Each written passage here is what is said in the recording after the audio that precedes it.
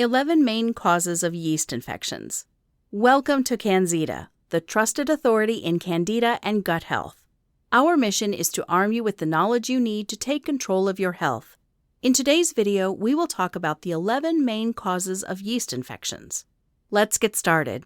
There are a number of factors that allow a yeast infection to go wildly out of control.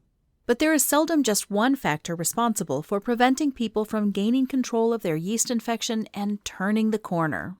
We have listed the main risk factors for a yeast infection below, but suffice to say, Candida overgrowth is most often due to chronic antibiotic use, particularly the broad-spectrum variety. Here are the 11 major factors that allow Candida to get out of hand. There are potentially many more, but these represent the core. 1. Antibiotic drugs. Most probably the number one cause in our opinion of chronic yeast infection is the prolonged, inappropriate, and excessive use of certain types of pharmaceutical drugs like broad-spectrum antibiotics. Antibiotics are used to kill disease-causing bacteria, but unfortunately, they also kill normal, protective bacterial flora throughout your body and actually encourage yeast infections. 2. Antibiotics in meat. Many different kinds of antibiotics are also found in commercial poultry, pork, beef, and other meats. Be particularly careful to avoid commercial poultry, as thousands of chickens are crammed into cages and routinely fed high-protein foods full of antibiotics. Buy free-range and certified organic chicken just to be sure. 3. An underlying inherited or acquired immune system deficiency. There are several reasons why your immune system may be impaired, and an investigation may well reveal the cause. Be sure to have the appropriate blood tests to uncover any potential causes like neutropenia, which means poor levels of neutrophils or white blood cells, get a full blood count, vitamin B12, or folate deficiencies. Nutrient deficiencies are one common source of immune deficiency. See your healthcare professional and get the appropriate medical or functional medicine testing, especially if you have had a chronic yeast infection for some time. If your doctor is resistant and does not believe in your self-observations of Candida, find yourself another doctor who hasn't got a hearing problem. 4. The liberal use of steroidal or other drugs, particularly steroids, whether they be hydrocortisone or prednisolone. These steroidal drugs can be inhaled in a tablet, capsule, or cream form. Inhaled steroids, asthma, also feature high on this list. The oral contraceptive pill is in this category too, and so are heartburn or anti-ulcer preparations. 5. Alcohol. In our experience, not many avoid alcohol. Most all folks we've seen with a chronic yeast infection drink alcohol regularly. And the types of alcohol we associate the most with a yeast infection are beer, white wine, and spirits like whiskey, rum, and bourbon. Any alcohol can be implicated, but these are the big ones. Why these spirits? Any spirits that a person will routinely mix Coke or a high-sugar soda drink with is more likely to get a yeast infection because they are consuming plenty of sugar.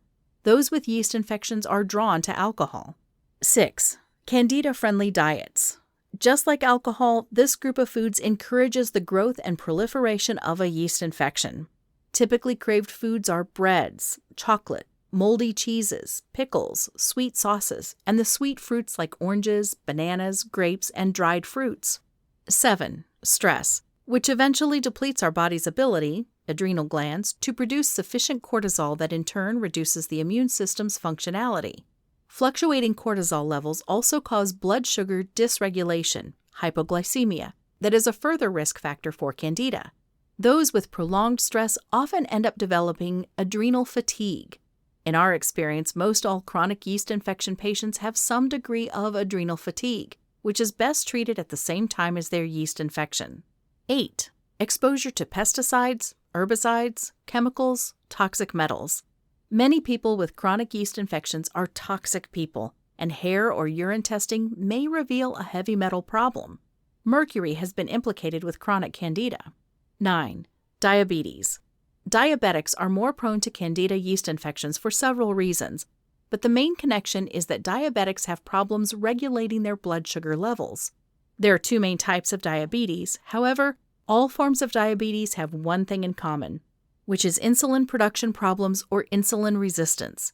The pancreas in a healthy person produces insulin. Type 2 diabetics, diabetes mellitus, have generally a problem with insulin resistance in that the cells of their body have a problem accepting insulin's ability to regulate blood sugar. The purpose of insulin is to process blood sugar, glucose, into energy. And sugar, as you are aware, is the primary agent that feeds a yeast infection. Since people with diabetes have higher concentrations of glucose in their body, they are, therefore, also at a higher risk of developing recurrent and chronic Candida yeast infections. 10. Chlorinated water. Chlorinated water is a big but commonly overlooked problem in the development of a yeast infection.